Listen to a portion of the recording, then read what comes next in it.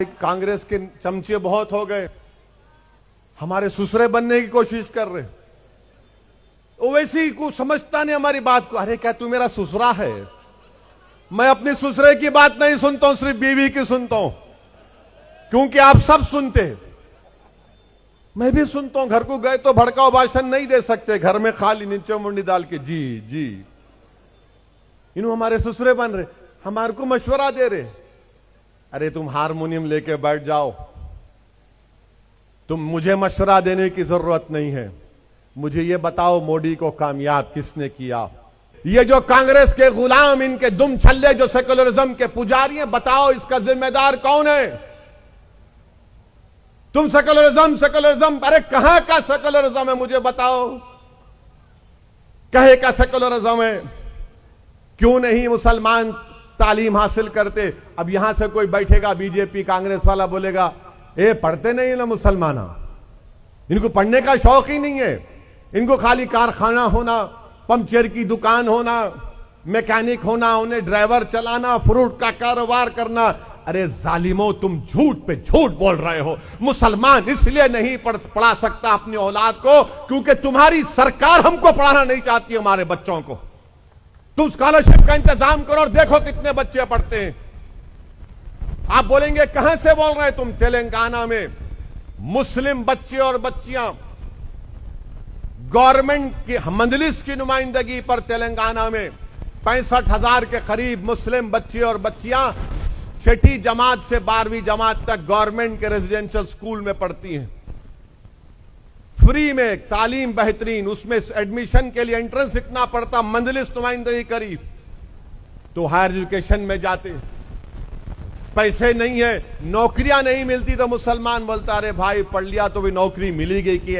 और तीसरा यह वजह कि जो देखता है कि पूरे मुल्क में उसको कभी गाय के नाम पर मारा जा रहा, कभी गोश्त के नाम पर मारा जा रहा, कभी दाढ़ी के नाम पर मारा जा रहा, कभी पिक्चर के नाम पर मारा जा रहा है।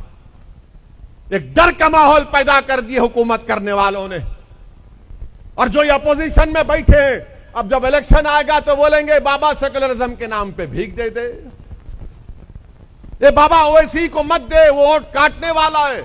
याद होगा ना आपको, जब नागपुर के इलेक्शन में मैं आया था, उस वक्त यही कांग्रेस और राष्ट्रवादी के लोगों ने कहा था कि ओवैसी को वोट मत दो, शिवसेना को और बीजेपी को रोकना है, उद्धव ठाकरे को और फडणवीस को रोकना है, ओवैसी को वोट मत दो। मगर आप जज्बाती थे।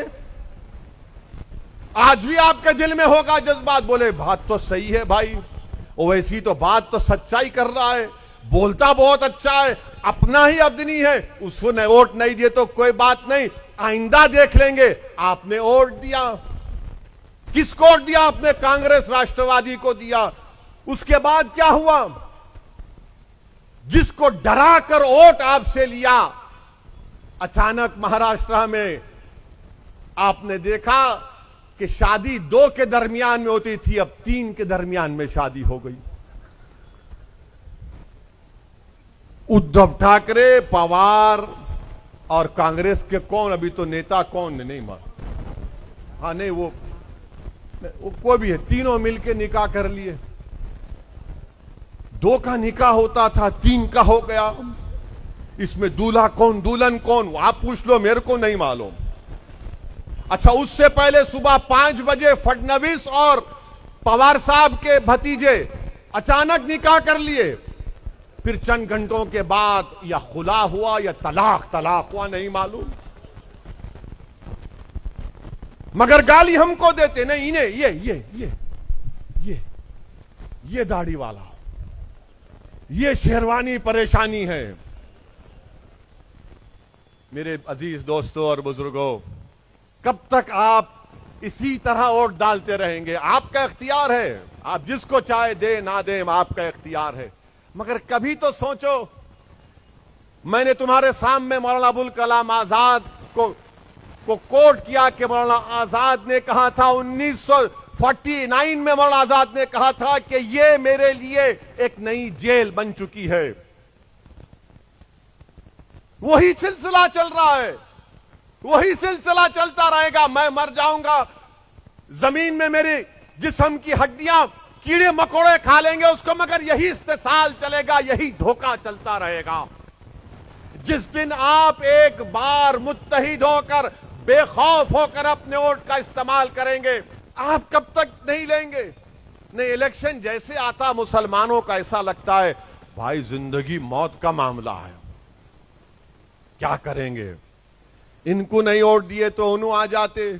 अरे मेरे भाई, तुम वोट मत भी दो, वो लोग जीत रहे हैं, बीजेपी वाले आपकी वजह से नहीं जीत रहे। मैं हमेशा कह रहा हूं, आज भी कह रहा हूं आपसे,